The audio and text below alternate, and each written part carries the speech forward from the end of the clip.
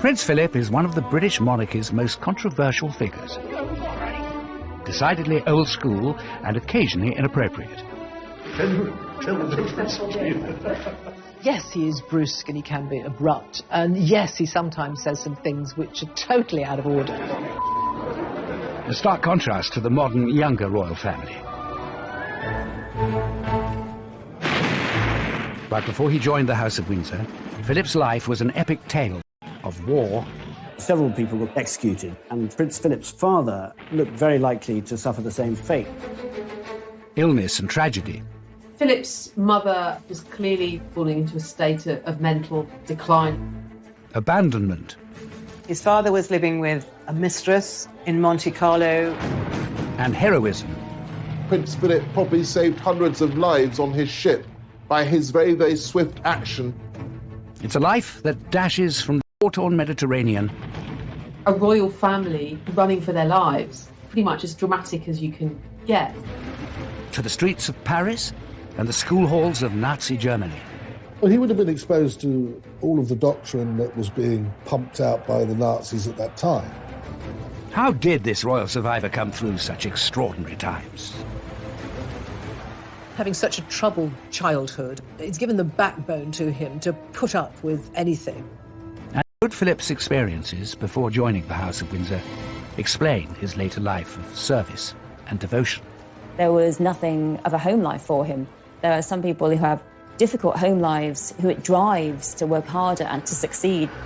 After 50 years of experience, I find it is a great temptation to give advice.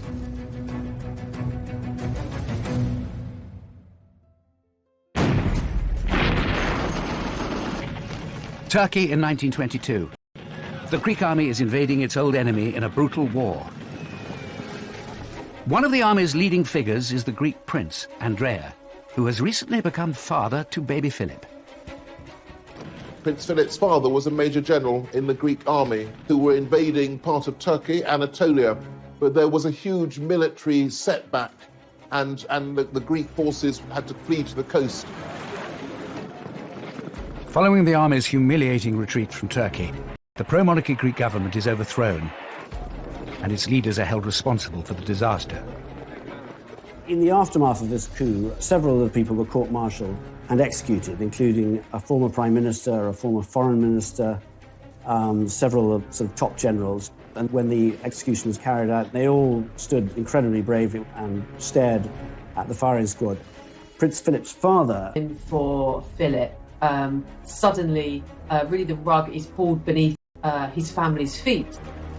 Philip's father's life is only spared by the court when his cousin, the British King, George V, intervenes. Somewhat surreptitiously, I think, George V was very instrumental in organising the escape from Greece of his cousins, including Philip, a babe in arms, who was taken onto this ship. Of course, there was no cot, no crib for him, and so the sailors engineered a cot for him out of old fruit crates. It is a dramatic start in life for Prince Philip. Born Philippos Andreou in Corfu just 18 months earlier in June 1921. He was born on the dining room table, in fact, of a beautiful villa in Corfu called Mon Repos. And he was born on the dining room table because the surgeon thought that was the best place for Alice to give birth.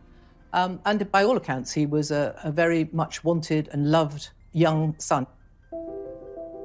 Philip's mother, Alice, is a princess of the German House of Battenberg, with illustrious British ancestral roots.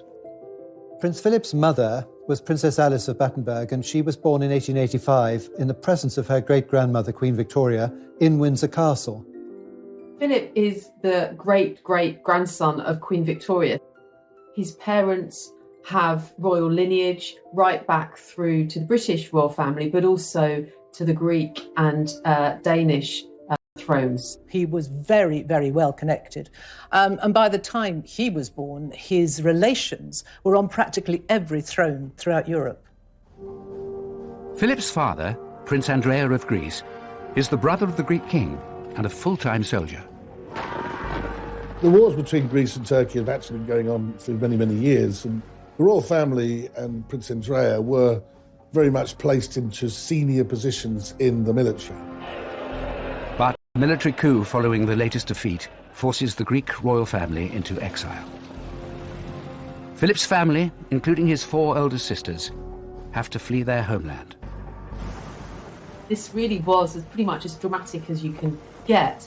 And of course, this is now, a royal family really running for their lives. They were able to smuggle some jewellery in their clothes and some money, but very little. It's quite a dramatic start to his life. He has no recollection of the family fleeing in 1922, but it had enormous consequences and led to him being a bit of a wandering boy.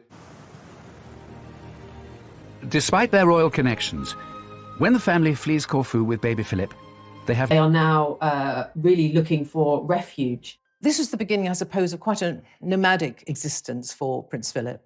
They settled in the home of one of his aunts and uncles at Saint-Cloud in Paris. They basically gave the exiled family a house in which to live, and if they needed it, they would help them financially.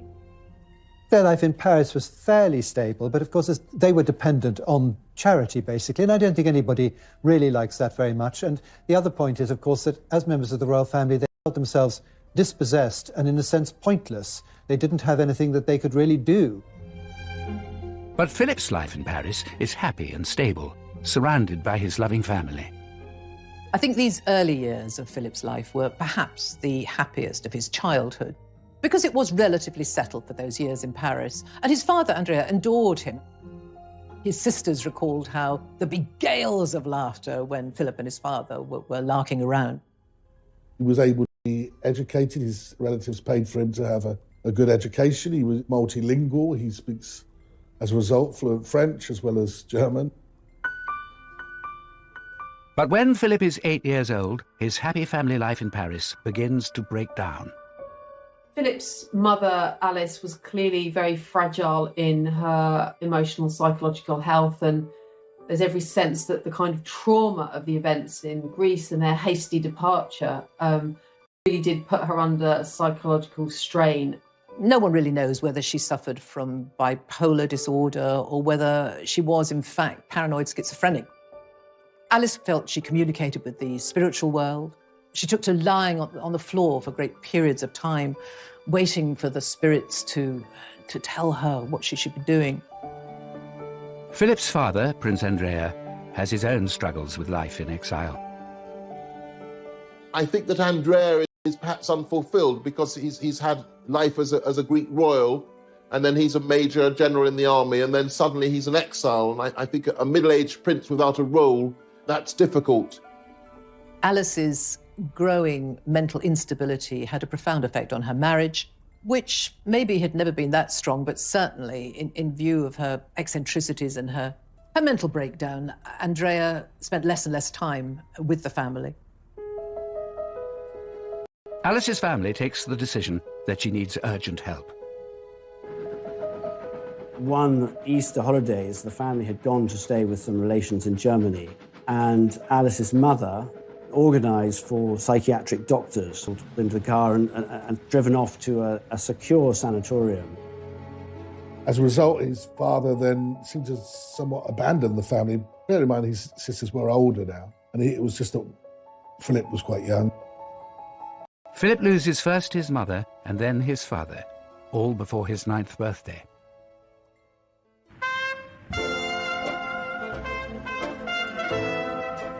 Philip's father ended up living this rather lavish, sort of playboy lifestyle in many ways, with a mistress, moving to Monte Carlo. So quite a different kind of life from the one he'd had in Greece. Philip would see little of either his mother or his father for the rest of his childhood. Prince Philip, as a boy, seemed to take all this in his stride. He was a very cheerful, mischievous, practical joker, and it didn't seem as though he was especially affected by it. I talked to Prince Philip and he said, and I think this is very significant really, my mother was ill, my father was away, so I had to get on with it. And that really is what he's done all his life. Child psychologists would say that he built himself a sort of shell around himself where he could function as this outwardly cheerful person, but he didn't want to have people ask him about how he was feeling, and that would tend to bring out sort of irritation and anger from him. With his parents unable to take care of him, Philip's family now has to decide where the 9-year-old boy should go. Decisions that will shape the rest of his life.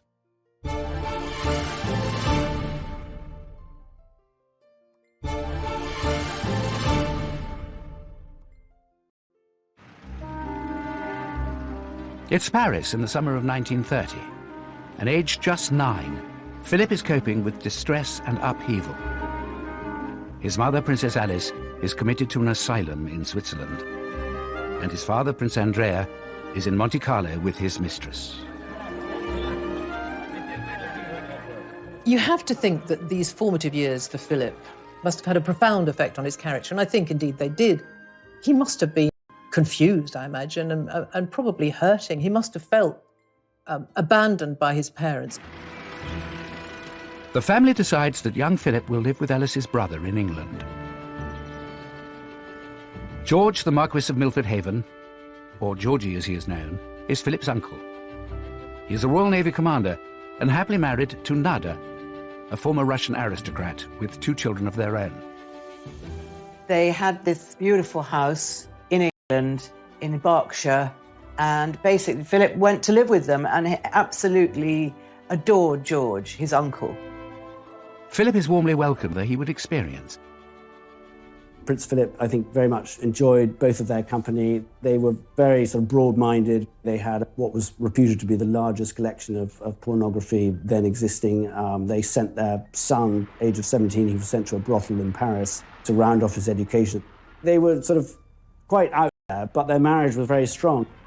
Though there was infidelities that took place in that relationship, what he witnessed as a boy were 2 people that genuinely loved and were warm to him. Philip's whole family, though, play a role in his upbringing.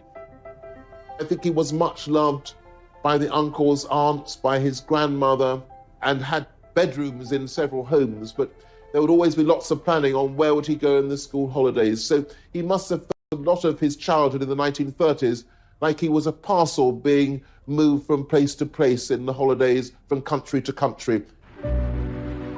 Some of those holidays are spent in southern Germany with his 4 elder sisters, who have all married German aristocrats. And it's Philip's second eldest sister, Theodora, who suggests a plan that would see Philip's life uprooted once again. When Prince Philip was living with the Milford Havens, some of his sisters were a little bit worried about their sort of bohemian ways, and Theodora, his second eldest sister, was married, and his family had started a school called Salem. Salem was a very different kind of school, and he was packed off there in his early teenage years, which he didn't really want to do. Philip arrives in Germany in the summer of 1933, with Hitler and his Nazi party now firmly in control. 1933, of course, is one of the most cataclysmic years in world history because it's the year that Hitler comes to power in Germany. So it seems a strange decision that that should be the year that Philip is sent for 2 or 3 terms to boarding school at Salem in Germany. The rise of Nazism was the backdrop for Philip's time spent at this school, and indeed a branch of Hitler Youth was established there. For him, it was a sort of rather bizarre and retrospectively interesting time. He saw an awful lot of Nazi saluting, which always struck him as mildly hilarious. It reminded him of boys sort of asking permission to go to the lavatory. At 12, Philip is possibly too young to comprehend the events around him. But all 4 of his sisters and their German aristocrat husbands have allied themselves with the Nazi party. It's an astonishing thing that 6 years before Britain is at total war with Germany, there somebody who's later to marry the Princess Elizabeth should have been at school in Nazi Germany. Philip's family decides that he should leave and finish his education back in Britain. He would say, and has said in his adult life, home, where's home? I don't know where home is. He had many homes. They were very welcoming, they looked after him, but he was essentially homeless. This sense of Philip as really without a home, without a rudder, without a sense of himself, without a clear identity. I think that really marks Philip out in his early years. But Philip finds a spiritual home when it's agreed that he should go to Gordonston, near the Highlands of Scotland. It's a progressive, newly established school run by Kurt Hahn, a German academic and friend of Philip's sister. Gordonston has always been described as a very sort of Spartan place, very sort of outward bound, but actually it very much appealed to Prince Philip. He developed his leadership skills there. He was already quite independent, but he became, I think, more so when he was there. He did extremely well at the school. The school's ethos pushes the boys to be competitive, practical and self-reliant. And it pushes them hard. Gordonston was tough, it was exacting, it was very physical. It wasn't just an experience for the mind, it was also one for the body. It was about feeling things, cold showers, waking up early, being pushed to the physical limit. And I think there Philip would have found a sort of distraction perhaps from his emotional pain. Gordonston was a very, very unusual school in its time. It wasn't your typical British boarding school. It was no Eton or Winchester. But it very much was part of moulding Philip in the outdoorsy, direct person that he became. Philip embraces the Gordonston regime, but the trauma that has marked his life is set to return. It was while Philip was at Gordonston that there was a family tragedy which profoundly affected him, as it did the whole of the family. One of his sisters, Cecile, was coming with her husband and children over to the UK for a wedding. He was called into his headmaster's study to be told that his sister and her husband and her mother-in-law and her 2 boys had been killed in this plane crash. Prince Philip, on hearing the news, didn't break down. His sorrow was that of a man. But I think in Prince Philip's case, it was a sort of indication of how everything else in his life had hardened him in a way. Philip is 16 at the time of Cecile's death. He travels to the funerals at the height of Nazi Germany. Prince Philip, it must have been awful for him to know that he'd lost not only his sister, but his brother-in-law and his little nephews. The funeral was a sad affair, obviously, but a very strange affair, really, for him. The streets were behind his sister's coffin, and he was this sort of forlorn figure in a sort of black overcoat. And within a year of losing his sister and her family, Philip suffers another unexpected bereavement. Shortly after Cecile's death, his favourite uncle, George Milford Haven, died of bone cancer. That's a double tragedy, really, for Philip. And, he had to move on again. Life was just sort of one awful event after another, really, but he seemed to come through them all, and he sort of managed to remain a sort of outwardly cheerful young person. Philip develops an effective coping strategy to deal with the difficulties he faces. The stiff upper lip. When he finished at Gordonston, Philip was a very confident and competent young man, certainly on the outside. We'll never, I think, ever truly know what went and goes on inside Philip's head and his heart, because he'd had to, with such a difficult upbringing, have a very iron facade. But inside, he's always been quite sensitive. The void in Philip's life left by the death of his uncle is soon filled by George's younger brother, Lord Louis Mountbatten, who will become highly influential in the course of Philip's life. Lord Louis Mountbatten, the younger brother, really did take a lead in his life, and he was a great mentor.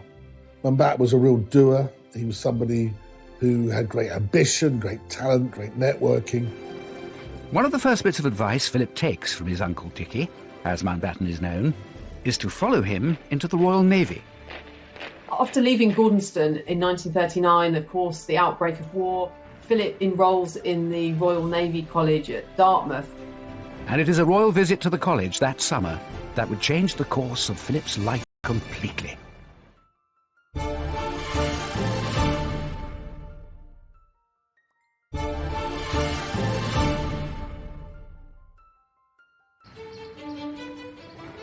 Prince Philip begins his training at Dartmouth's Royal Naval College in May 1939, 4 months before the outbreak of World War II. I think aged 18, he's already a very, very self-sufficient man. These difficulties which have befallen him have toughened him up. He has the advantage of being devastatingly good-looking. He's very, very blonde in those early pictures, and already he's become a bit of a magnet for young women. The young cadet's charms are on full display when the royal family visits the academy in July. His uncle, Dickie Mountbatten, arranges for Philip to entertain the princesses, Elizabeth and Margaret. They played a few games, put over the nets, and suggested they do the same. And by all accounts, Elizabeth was smitten. She wrote to Philip to thank him for looking after her and Margaret. And then Philip wrote back. It was his cousin. She was a good contact to have. She was eventually going to be Queen of England. So Philip isn't a fool. So they started sending letters to each other. But Elizabeth is only 13 years old, too young for any serious romantic interest. Besides, Philip has other things on his mind. Less than 6 weeks after that fateful meeting, Britain declares war on Germany. We tried again and again to prevent this war. And for the sake of peace, we've put up with a lot of things happening which ought not to have happened. Philip, of course, could have joined the Greek navy. He was still a prince of Greece and one of the heirs to the Greek throne. And I think increasingly in the late 1930s, Philip felt that he was English. He felt he was British. So it was the Royal Navy that he was going to be in at the beginning of the Second World War. In early 1940, Philip is sent to sea. At first to the Indian Ocean to escort convoys of soldiers. But the young midshipman is eager to be in the thick of the action. And by the following year, he gets his wish. He's transferred to a battleship in the Mediterranean to join the fight against the Italian Navy. There was one particular battle, the Battle of Matapan, which really saw the end of Italian involvement. The Italians took such a pasting, and Prince Philip was in charge of the searchlights during a night engagement. 2 or 3 Italian ships were destroyed in quick succession, with Prince Philip directing the searchlight so effectively that these Italian ships were well illuminated and promptly destroyed. 19-year-old Philip's skill with the searchlight earns him an official commendation, and he is honoured with the Greek War Cross.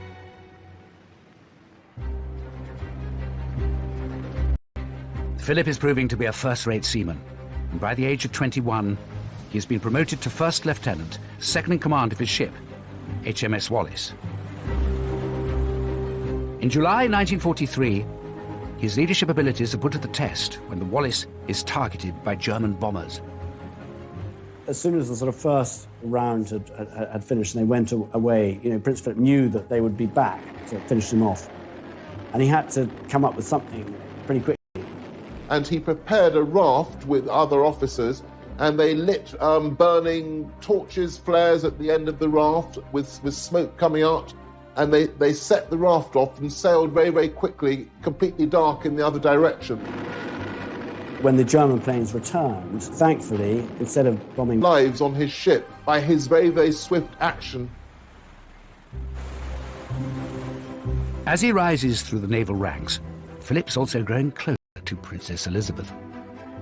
He did find time frequently to write to Elizabeth, and there was an occasion or two during the war when he had leave that he would go and stay at Windsor Castle. Philip spends Christmas of 1943 with the royal family.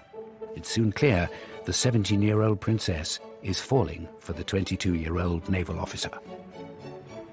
She was excited by him. He was very different from the very proper, prim aristocrats that her mother would want her to be associated with. He was a bit of a rebel, and she felt that he was a bit of a catch. She fell desperately in love with him. She thought he was marvellous. He was a war hero, he was good-looking, he was kind, just everything she'd ever wanted. But Philip isn't so sure Elizabeth is right for him. After all, marrying the future queen would mean committing to a lifetime of public duty. But whispers about Philip and Elizabeth are beginning to spread, helped by his uncle Mountbatten. By the time Philip returns from his war service in early 1946, he seems to have made up his mind.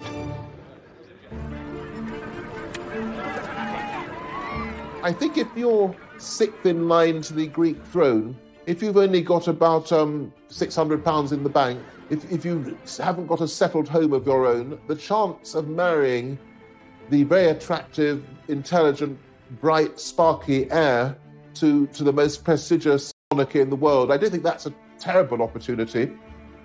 I think he only started to fall in love with Elizabeth about 1946, when the king started to warm to him and he was invited to more and more family events.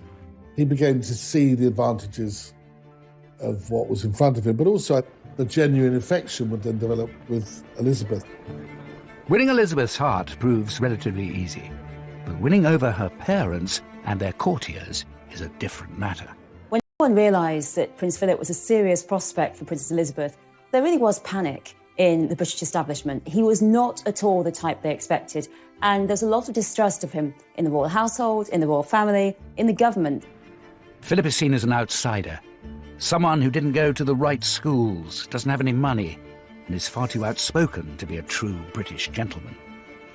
Philip was from a foreign royal family. He had been brought up in sort of military ways. He was really penniless in terms of his upbringing. He'd lived this kind of nomadic childhood. He had a very unstable, dysfunctional family, and certainly some courtiers thought that he really wasn't appropriate for a royal. I suppose they viewed him as a little rough and ready, maybe brusque, maybe overconfident. Certainly views were expressed that he might not be the right person.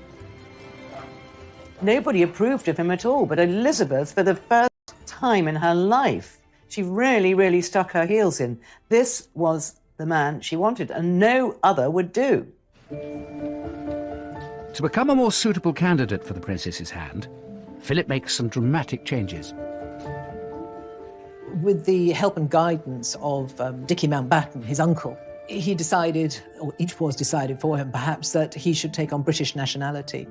And so he gave up his right to the Greek throne, he gave up his Greek nationality, he was no longer Philip of Greece, and he became British and he became Philip Mountbatten. And he also had to give up the religion he'd been baptised into. He was no longer Greek Orthodox, he now had to be Anglican. So they really do everything to change Philip into the English man they wish he was. I think those quite significant sacrifices was the beginning of a whole series of sacrifices that would then mark out Philip in relation to Elizabeth. He was always going to have to try to conform, to be acceptable. By the summer of 1947, Philip and Elizabeth have finally won the King and Queen's blessing. In these, the first special studies of the pair since the news of their engagement, it's easy to see the radiant happiness of the princess as she and her very good-looking husband-to-be pose for the cameras in the palace. Philip marries Elizabeth on November the 20th, 1947, at Westminster Abbey. The wedding day of Philip and Elizabeth couldn't have been grander, couldn't have been more spectacular. People got very, very involved with it and very excited by it. And the crowds were absolutely huge. Everything about the wedding is reinventing Philip. He's a great war hero, he's practically British, and now he's the marvellous future consort of the marvellous future queen. But for all the joy of the wedding day, there's a bitter pill for Philip to swallow. His mother is the only member of his immediate family by his side. His father, Prince Andrea, had died during the war, after not seeing his son for many years. And his sisters are not invited. It was deemed that his sisters who'd married Germans should not come over. It was too soon after the war. And so that was a source of great disappointment for him. But life as the new Duke and Duchess of Edinburgh is good for Philip and Elizabeth. You have to remember that he had been essentially homeless. He had not had a family life since he did. Elizabeth meant the world to him, and he was incredibly open about it. Their family grows quickly with the birth of Prince Charles in 1948 and Princess Anne 2 years later. Philip put behind him a lot of the difficulties of his childhood, and I think he himself was liberated by forming a happy family. For the first time since his early childhood, Philip has a home of his own, Clarence House in London. And despite taking on some royal duties alongside his wife, he remains on active duty in the Navy. One of the happiest times in the young couple's life was when Prince Philip was posted to Malta. He was out there for quite some time, several months, and Elizabeth went out and stayed with him on 2 occasions, quite protracted stays. And this was a very, almost normal existence for her. And she absolutely loved it.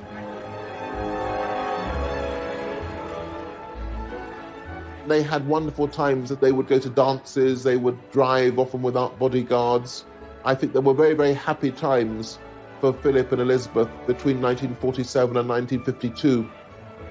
I really think that Philip and Elizabeth imagine that their life post-marriage is going to be their life for the next 20 years or so, that they'll live in Clarence House, he will do royal duties, he will support her, they will have their children, but it isn't going to be the big job. It's not queen and consort. I think both she and Philip imagine that'll be a job they're doing when they're in their 40s, going into their 50s. There's no way, I think, that they have any idea how close it is around the corner.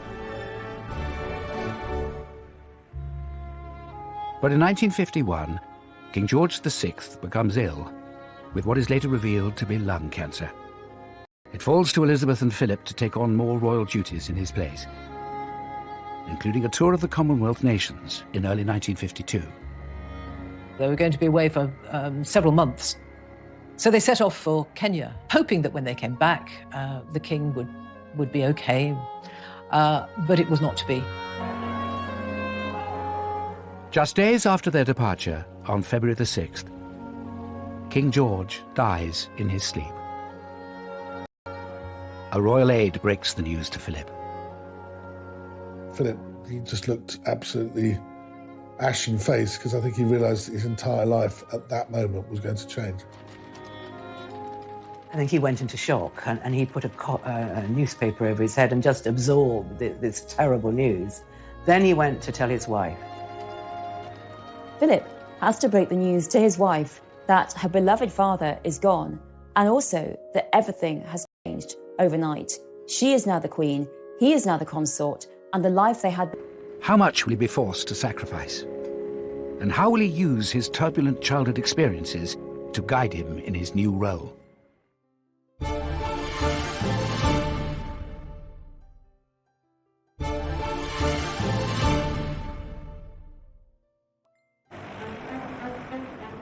As the new Queen and the Duke of Edinburgh land in England from Kenya, following the death of George VI, they have to confront the reality of their new lives. Their entire life changed. When they arrived on the tarmac at London Airport, Elizabeth came down the steps first, and Philip hung back. And then, of course, the realization that the rest of his life, he was going to be 2 steps behind his wife, must have really hit him.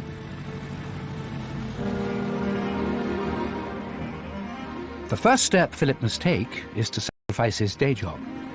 As consort, Philip has to give up his naval career, which is quite difficult. It's something he fought for so long, and he's not allowed to keep his job. He was about to be promoted to commander, he was going to be in charge of a big ship, so all of that had to be shelved. It was very difficult for Philip to accept this role of second in command when he'd used to being in command. Philip, though, is bucking the trend. In post-war Britain, most men have the expectation of being master of their own households.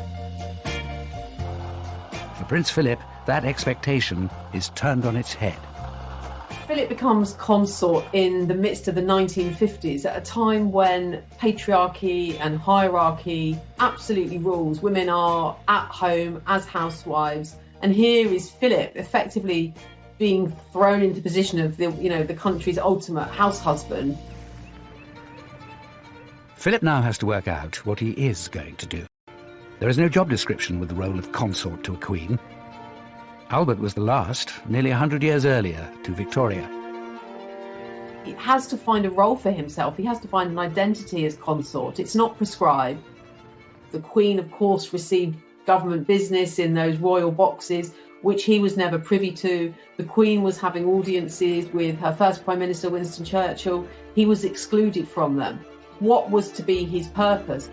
It was the beginning of a very, very difficult period in his life. Philip sees himself as a modernising force, but is frustrated by resistance from powerful figures within the palace. Philip finds his role of consort as being squashed by his mother-in-law because Queen Elizabeth, the Queen Mother, wants to stay in Buckingham Palace, have a role of influence over her daughter, and what you start to see happening during the early reign of Queen Elizabeth is that there really becomes this battle Queen Mother who wants everything to stay exactly the same. And there are further attempts to marginalise Philip by some of the old guard serving the monarchy. The courtiers were brutal to him. They looked down their noses at him. They didn't give him any attention. The courtiers weren't really interested in him.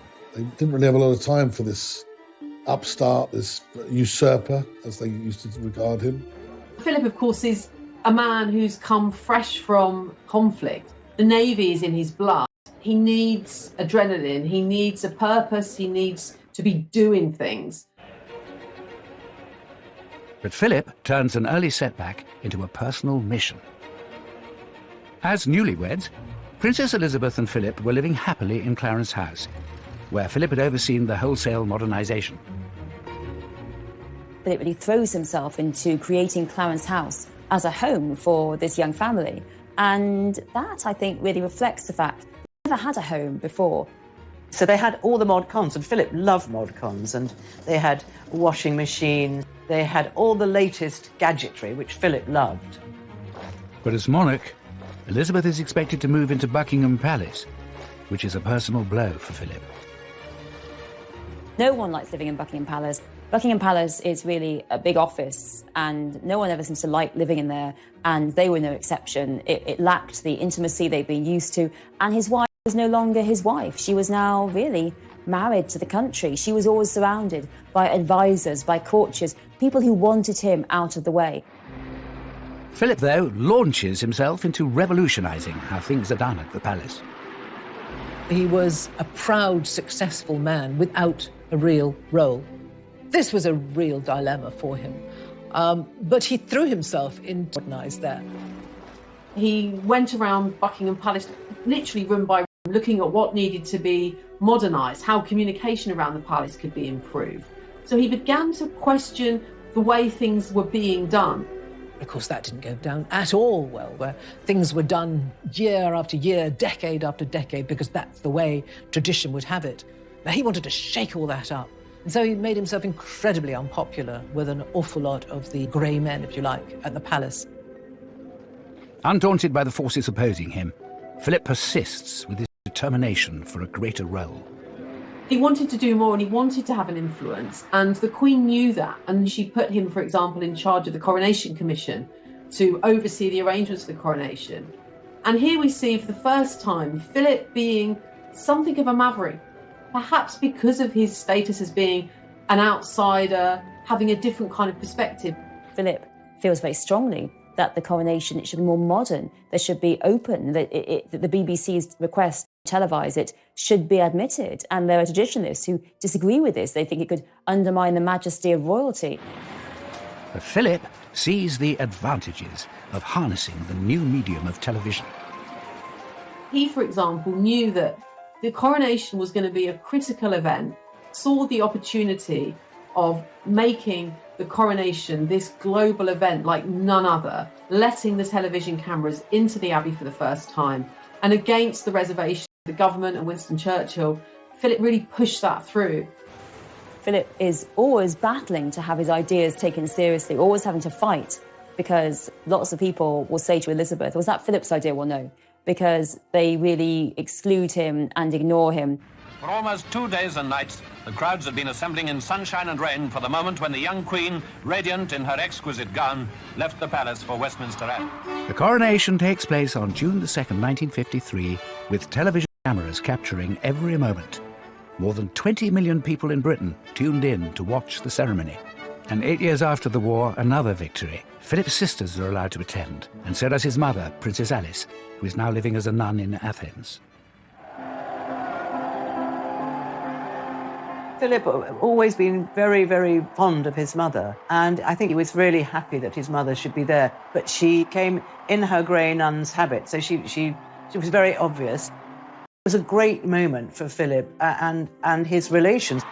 But the success of the coronation, both on the world stage and for Philip personally, comes off the back of a body blow for the man in the support role. I suppose Philip had to swallow an awful lot as a proud male and a royal male. But one thing that really grated with him was the fact... After their marriage, the couple were known as the Edinburghs. that once Elizabeth ascended the throne, the plan is that she will be part of the House of Windsor. He expected, absolutely expected, that Elizabeth would take his name on marriage and that the children would take his name. So therefore, it would be the House of Mountbatten. Philip's assumption that the family will adopt his surname is political dynamite. Various people, most importantly Churchill, were dead set against this idea and were determined that the name should remain Windsor. There was a big row about it, but Philip lost the argument, and the Queen agreed that her children, Charles and Anne, would be part of the House of Windsor. But during the row, he said, what kind of man am I? I'm just a bloody amoeba, he said. So it was very, very hurtful to him. I think he really felt that if he gave up his title, his religion, his name, his nationality, then the actual reward would be that he got to be Philip, the House of Mountbatten, and not as that really made him feel excluded, very humiliated, and it was a very difficult moment for him. Philip has a tried and tested way of dealing with the strains of royalty. I think having had the upbringing he experienced, he just adopted that same attitude to royal life. This is what I've married into. This is the hand I've been dealt. We'll just get on with it. And that's what he did. It wasn't always easy. There were rifts in the marriage. There were rocky periods. There were times when he felt he just had to get away, and did get away. Philip focuses his energies on where he believes he can make a difference. Inspired by his own education and achievements at Gordonston, Philip establishes the Duke of Edinburgh Reward Scheme in 1956. The life of modern youth isn't all pop music, long hair and punch-ups. He recently presented gold awards to 127 girls and over 750 boys. He wanted to empower youth. He wanted them to meet the challenges that were facing them. Not in a pampered way, but in a way to try to engage them in society. But Philip finds that he still has his detractors wanting to curb his ambitions. The politician actually says to him, "This sounds rather like the Hitler Youth," and what a thing to say. It really brings home the anti-German xenophobia there was in Britain at the time. And the fact was that Philip, who'd fought so bravely on the side of the Allies, and that, I think, really reflects how often Philip was blocked openly and subtly and was constantly subject to these people saying, no, stay in that corner, just smile and wave. With his modernizers head on, taking tours of inspection, his thoroughness was often inclined to startle. But now we're used to his rather specialised approach, and we see him here showing his particular interest in industry. Prince Philip was always, from a very young age, fascinated by science and technology. His uncle Georgie also loved to make things, and Philip, as a young boy, would be so happy to go into the workshop and see him making model steam engines, designing all sorts of things. I think this is where Philip's love of design came, actually. He's literally toured the country at different points, visiting factories, speaking up about British engineering, British science. Ladies and gentlemen, it is clearly our duty as citizens to see that science is used for the benefit of mankind. Prince Philip had this great enthusiasm. It came from the heart, sort of spokesman on behalf of British scientists and British industry, and became a very effective advocate for industries in the period after the Second World War. By the late 1950s, Philip has cemented his position in the monarchy, bolstered by being made a Prince of the United Kingdom by the Queen in 1957. But after a turbulent childhood and a difficult move into the royal household as a young man, how will these challenging times shape Philip in the long years ahead?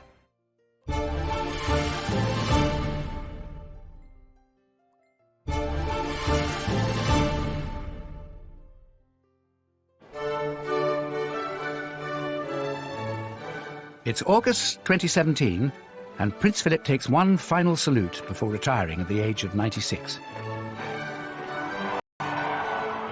In his 70 years by the Queen's side, he has carved out a unique role as her most loyal lieutenant and champion of hundreds of his own charities and causes.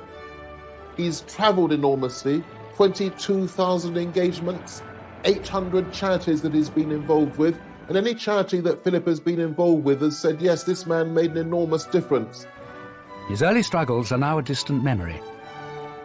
But Philip's work as consort has undoubtedly been shaped by those tumultuous years. I think that having such a troubled childhood really made Philip the man that he is. I think it's given the backbone to him to put up with anything. And that has been his philosophy through his life. Don't moan about it, just get on with it. And that's what he's done. He is someone who doesn't take easily to compliments, but he has quite simply been my strength and stay all these years. Philip's experience weathering the storms of his childhood has stood him in good stead throughout his royal career. Never more so than in the 1990s, when the royal family was rocked by a series of crises. Philip tries to help. He writes to Diana saying that he understands what it's like to be outside of the royal family, to be seen as an outsider. The sort of things that he wrote to her about were the difficulties that he had had when he had joined the family, the pressures that he'd been under, how he understood the pressures that she would feel. Philip's intervention was not enough to save the marriage. Charles and Diana officially separated in 1992, a year so bad for the royal family that the Queen called it horrific, although she said it in Latin. It has turned out to be an annus horribilis. But worse was to come in 1997, when Princess Diana was killed in a car accident in Paris. Her young sons were staying at Balmoral with Prince Philip and the Queen when they received the terrible news. There was probably no one better qualified or better placed to help William and Harry after the death of their mother than their grandfather, Philip. You have to remember that he had essentially lost his mother when he was just coming up to 9, when she was committed to a sanatorium. His father also virtually abandoned him. So he was very empathetic, obviously, towards his grandsons, William and Harry. Another tragedy from Philip's childhood may have been on his mind when it came to advising the boys about the funeral procession. Prince William and Prince Harry weren't terribly keen on the idea of walking in the procession.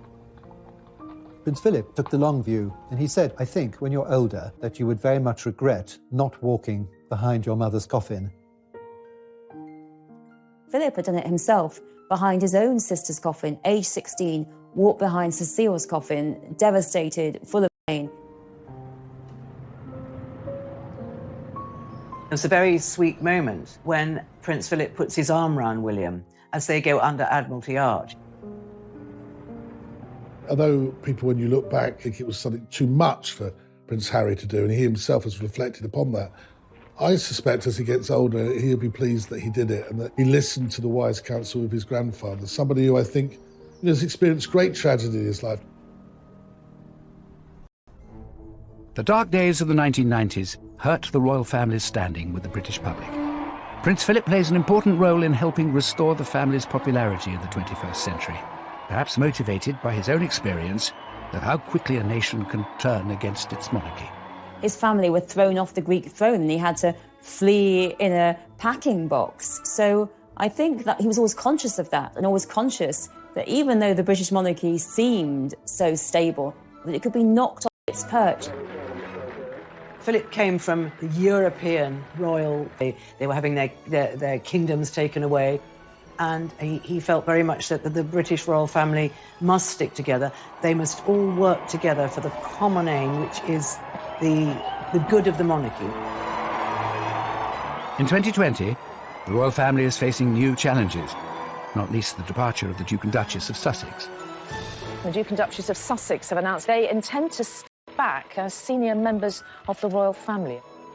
I think we all know from recent history that becoming part of the British royal family is not easy. Diana bailed out, Fergie bailed out, Harry and Meghan have both left royal duties. It's not easy, but I think Philip really made the best of it. On the occasion of their golden wedding anniversary, Philip gives an insight into one of his guiding principles. The main lesson that we've learned is that tolerance is the one essential ingredient of any happy marriage. It may not be quite so important when things are going well, but it is absolutely vital when things get difficult. Prince Philip's life has never been smooth sailing. Beginning with exile and abandonment, through his wartime heroics and early battles with the royal establishment, to the tempestuous years of the 1990s. But it's these storms that have given him the resilience and the strength to succeed in his role, guiding his family, supporting the Queen, and serving the country for more than 70 years.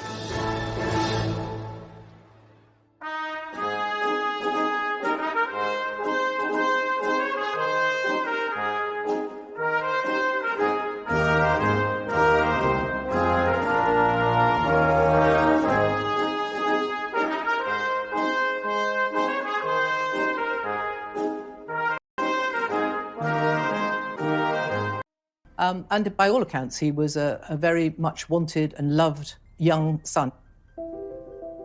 Philip's mother, Alice, is a princess of the German House of Battenberg, with illustrious British ancestral roots.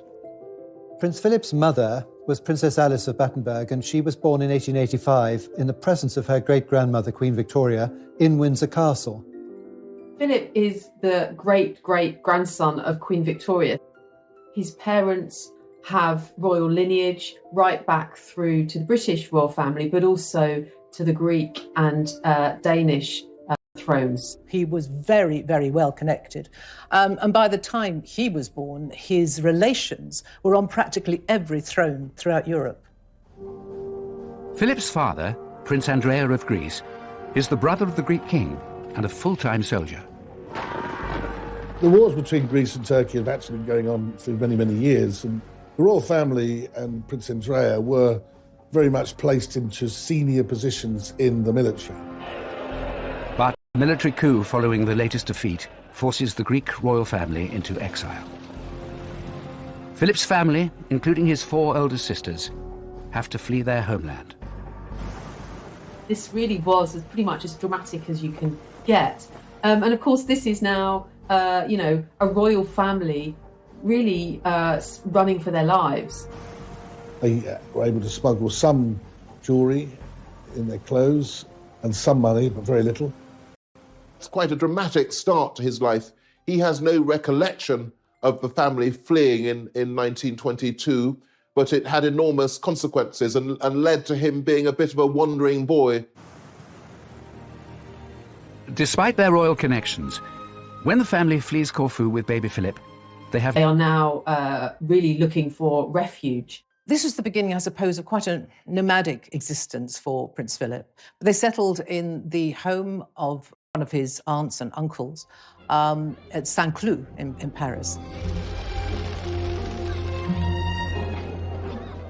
They basically gave the exiled family a house in which to live, and if they needed it, they would help them financially. Their life in Paris was fairly stable, but of course they were dependent on charity, basically, and I don't think anybody really likes that very much. And the other point is, of course, that as members of the royal family, they felt themselves dispossessed and, in a sense, pointless. They didn't have anything that they could really do. But Philip's life in Paris is happy and stable, surrounded by his loving family. I think these early years of Philip's life were perhaps the happiest of his childhood, because it was relatively settled for those years in Paris, and his father, Andrea, adored him. His sisters recalled how there'd be gales of laughter when Philip and his father were larking around.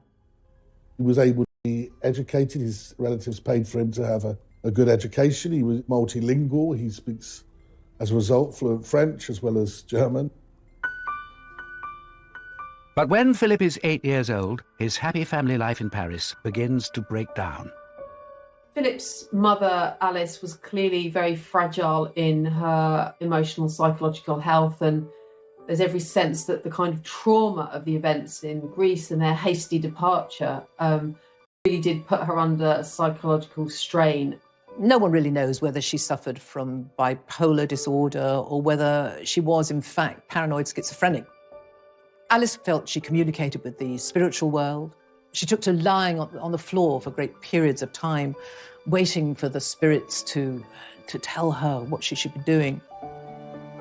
Philip's father, Prince Andrea, has his own struggles with life in exile. I think that Andrea is perhaps unfulfilled because he's had life as a Greek royal, and then he's a major general in the army, and then suddenly he's an exile. And I think a middle-aged prince without a role, that's difficult. Alice's growing mental instability had a profound effect on her marriage, which maybe had never been that strong, but certainly in view of her eccentricities and her mental breakdown, Andrea spent less and less time with the family. Alice's family takes the decision that she needs urgent help. One Easter holidays, the family had gone to stay with some relations in Germany, and Alice's mother organised for psychiatric doctors to put into the car and driven off to a secure sanatorium. As a result, his father then seemed to somewhat abandon the family. Bear in mind, his sisters were older now, and it was just that Philip was quite young. Philip loses first his mother and then his father, all before his 9th birthday.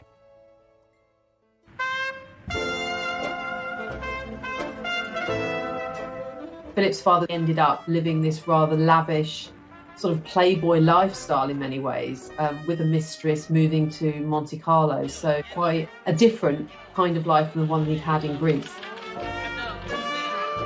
Philip would see little of either his mother or his father for the rest of his childhood. Prince Philip, as a boy, seemed to take all this in his stride. He was a very cheerful